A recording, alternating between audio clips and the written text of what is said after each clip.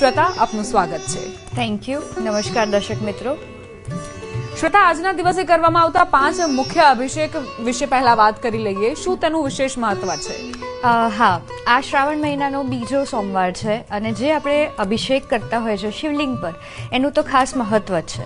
આપણે વાત કરીએ દૂધની, તો દૂધનો અભિષેક કરવાથી સંતાન સુખ પ્રાપ્ત થાય છે, સમૃદ્ધિમાં વધારો થાય છે અને જેમનું આરોગ્ય ક્યાંક ઉપર નીચે છે તો આરોગ્યમાં પણ સુધારો જોવા મળે છે. બીજી દ્રવ્યની વાત કરીએ, એ છે મધ. મધ જ્યારે આપણા રિલેશનમાં કોઈક પ્રોબ્લેમ ચાલતા હોય, આપણે કંઈક પોઝિટિવિટી જોઈતી હોય તો મધથી અભિષેક કરવાથી ફાયદો થાય છે. એનાથી પ્રેમભર્યું વાતાવરણ આવે છે, પરિવારમાં પણ શાંતિ અને મીઠાશ આવે છે.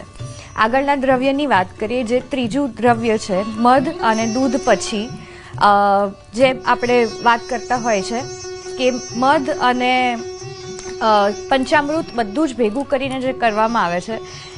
પંચામૃત જે પાપોથી મુક્તિ, એટલે કોઈ પણ ટાઈપની નેગેટિવિટી છે એમાંથી બહાર આવવા માટે પંચામૃતનો અભિષેક કરવો ફાયદાકારક છે, જે આપણા આત્માને પણ શુદ્ધ કરે છે.